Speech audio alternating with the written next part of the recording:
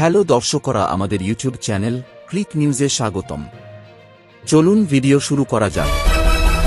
কখনো ভাগ্যের পরিহাস, কখনো নির্বুদ্ধিতা, কখনো স্নায়ুর চাপ সামলাতে না পারা। আইসিসির বড় টুর্নামেন্টের নকআউট পর্বে বারবার ব্যর্থ হয়েছে দক্ষিণ আফ্রিকা। কোনো ম্যাচে সেভাবে লড়াই করতে না পেরে, আবার কোনো ম্যাচের জয়ের মতো জায়গায় থেকেও, যার জেরে প্রোটিয়াদের নামের পাশে জুড়ে গিয়েছে চোকার্স তকমা। আসলে 3 দশকে প্রোটিয়াদের সেমিফাইনালে হারের রেকর্ড সত্যিই বেদনাদায়ক। সেই 1992 সালে প্রথম সেমিফাইনালে হার। বিশ্ব ক্রিকেটে প্রত্যাবর্তনের পর সেটাই ছিল বড় মঞ্চে প্রথম বড় সাফল্য প্রোটিয়াদের। সেমিফাইনালে ইংল্যান্ডের বিরুদ্ধে ভাগ্যের পরিহাসে হারতে হয়েছিল দক্ষিণ আফ্রিকাকে।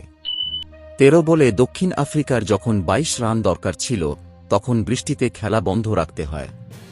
অদ্ভুত গণিতে খেলা যখন পুনরায় শুরু হল, তখনও দক্ষিণ আফ্রিকাকে 22 রানই তুলতে হতো, কিন্তু সেটা মাত্র 1 বলে।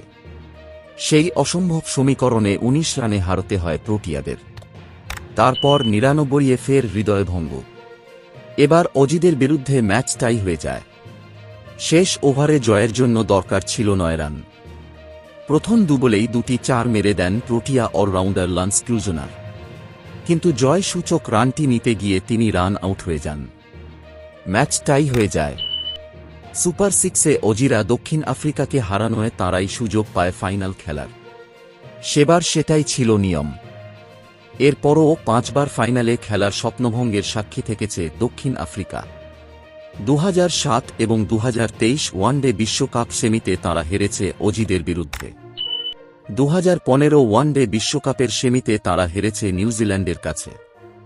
এর মধ্যে 2023 এবং 2015 বিশ্বকাপ সেমিতে একটা সময় ভালো লড়াইয়েও ছিল দক্ষিণ আফ্রিকা, কিন্তু স্নায়ুর চাপ সামলাতে না পেরে 2টি ম্যাচেই হারতে হয়। টি20 বিশ্বকাপেও প্রোটিয়া ভাগ্য ছিল একই রকম। এর আগে 2009 সালে পাকিস্তান এবং 2014 সালে ভারতের বিরুদ্ধে সেমিতে হেরেছে প্রোটিয়ারা। অবশেষে পরপর সেমিফাইনালে হারের সেই রীতি ভেঙে ফেলল দক্ষিণ আফ্রিকা। এইডেন মার্ক্রামের নেতৃত্বে প্রথমবার কোনো বিশ্বকাপের অর্থাৎ আইসিসি টি20 ওয়ার্ল্ড কাপ 2024-এর ফাইনালে প্রোটিয়ারা। সেমিফাইনালে আফগানদের কার্যত গুঁড়িয়ে দিয়েছেন দিক্করা। আর শুধু সেমিফাইনাল নয়, চলতি বিশ্বকাপে এখনও হারের মুখ দেখতে হয়নি দক্ষিণ আফ্রিকাকে। চাপের মধ্যে পড়তে হয়েছে একাধিকবার। সেই চাপ সামলে বেরিয়েও এসেছে মারক্রাম ব্রিগেড। এখন অপেক্ষা শুধু ফাইনালের। বিশ্বকাপের খেতাবি লড়াইয়ে নাম লিখিয়ে হয়তো সাময়িকভাবে চোকার্স তকমা ঘোচানো গিয়েছে, কিন্তু ফাইনালে হেরে গেলে সেটা আবার সেঁটে যেতে পারে প্রোটিয়াদের নামের পাশে। সেটা জানেন এইডেন মারক্রামরাও। তো দর্শকরা, এই ছিল এখনকার নিউজ।